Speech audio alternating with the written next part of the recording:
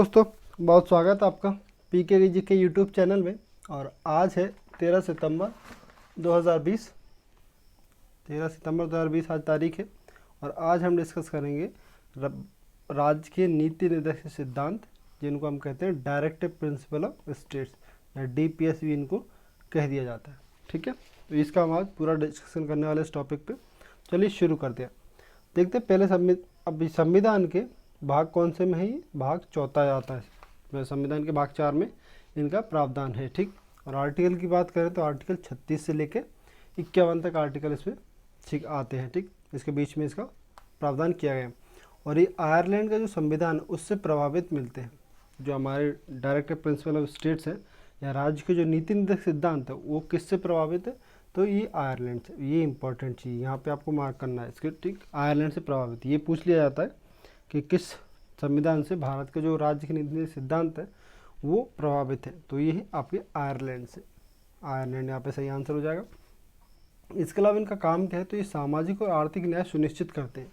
ठीक है, कौन? राज्य के नीति निर्देशक सिद्धांत। अब देखते हैं इनको आगे क्या है कि नीति सिद्धांतों को वर्गीकरण। तो इनको वर्गीकरण 3 तरीके से किया गया।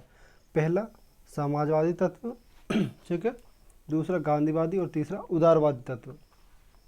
ठीक है, तो इनको हम आगे डिस्कस करते हैं बारी बारी से। तो ये कौन कौन से थे? समाजवादी, गांधीवादी और उदारवादी। ठीक, अब देखते हैं इनको डिटेल में। राज्य के नीति सिद्धांत की हम बात कर रहे हैं। आर्टिकल 36 कहता है इनकी परिभाषा के बारे में। ठीक, आर्टिकल 36 बताता है इनकी परिभाषा। ठीक, 47 में आर्टिकल 37 कहता है कि ये न्यायालय में प्रवर्तनीय नहीं है, यानी कि इसको न्यायालय में जो नीति निर्देशक सिद्धांत है इनको न्यायालय में चुनौती नहीं दी जा सकती। ये वाद योग्य नहीं है या इनका मुकदमा नहीं चल सकता। ठीक है, इसको ऐसा हम समझ सकते हैं।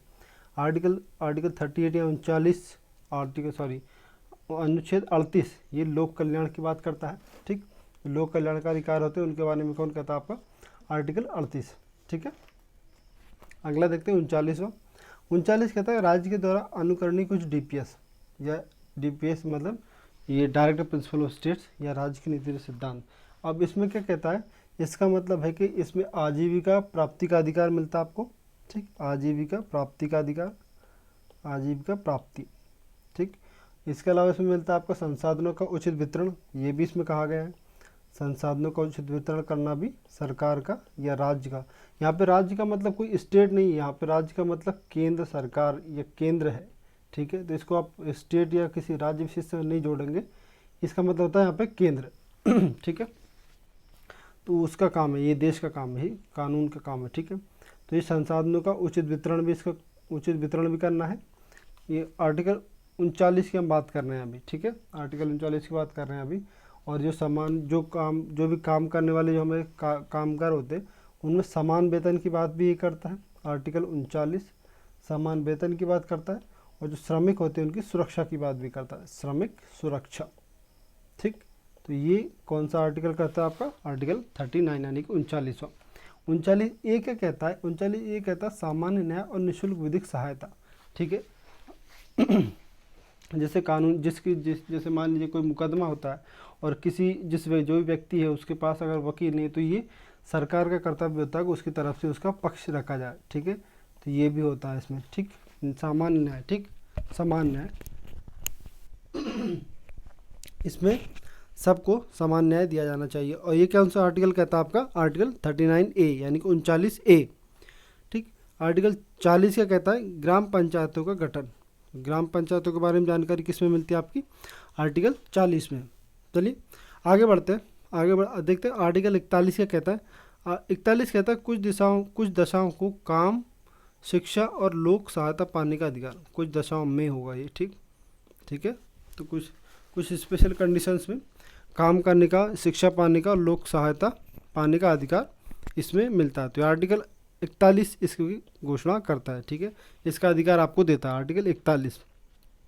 ठीक, आर्टिकल 42 का कहता है, अनुच्छेद 42 काम की न्याय संगत और मानवोचित दशाओं का तथा प्रसूति सहायता बंद करना। ठीक है, जो मानवीय सहायता होती है वो देना और सिचुएशन को देखते हुए, जैसे अगर कोई महिला गर्भवती है तो उसको गर्भ काल के दौरान भी उसको जो वेतन होता है उसका कुछ हिस्सा मिलता रहना चाहिए। ठीक है, या उसको सहायता उस हिसाब से दी जानी चाहिए उसकी स्थिति को देखते हुए। ठीक, और जो काम जैसा काम हो रहा है उसके हिसाब से उसको पेमेंट, वो धनराशि या वेतन जिसको हम कहते हैं, वो भी मिलना चाहिए। ऐसा नहीं होता है कि असंवैधानिक तरीके से या अमानवीय तरीके से जो काम कराया जा रहा है उसको उतना पेमेंट भी नहीं मिलता, तो ये भी इसमें नहीं होना चाहिए। तो काम के न्याय संगत इसमें वेतन भी मिलना चाहिए, तो ये भी आर्टिकल 42 के अंतर्गत आता है। ठीक।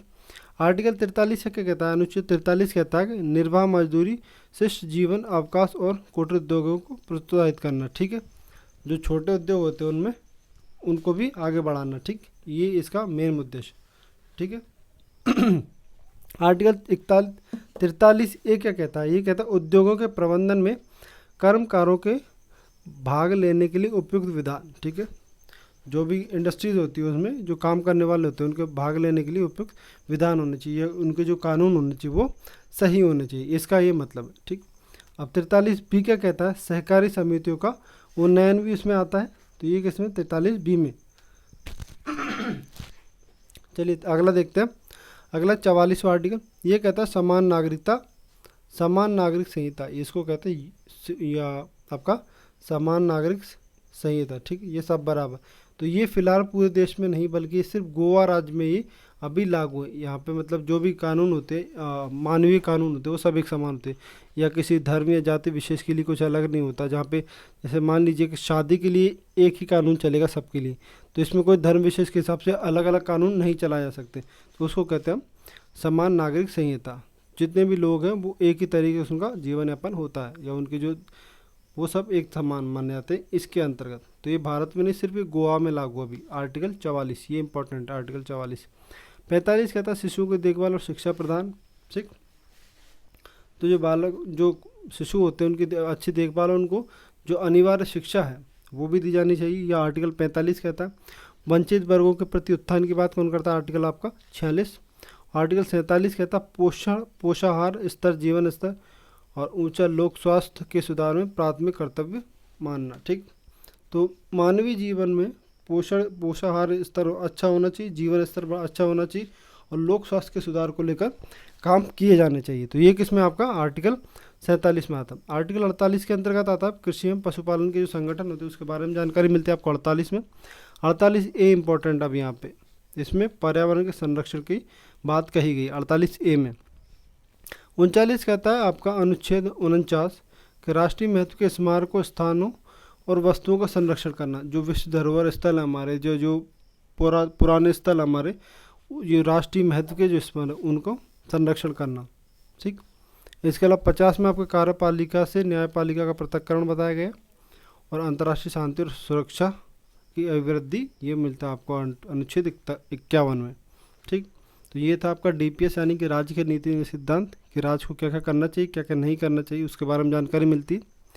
चलिए वीडियो यहाँ तक देखने के लिए बहुत बहुत धन्यवाद। वीडियो पसंद आई तो लाइक जरूर करें, चैनल को सब्सक्राइब करना ना भूलें, बेल आइकन घंटी दबाएं ताकि आने वाली वीडियो की नोटिफिकेशन आपको सबसे पहले मिल पाए। और आज की वीडियो का आपको PDF चाहिए तो आप व्हाट्सएप या टेलीग्राम ग्रुप से जुड़ कर ले सकते हैं, उसकी लिंक आपको डिस्क्रिप्शन में मिल जाएगी। कल मिलते हैं कि नई वीडियो के साथ, तब तक अपना ध्यान रखिएगा। धन्यवाद।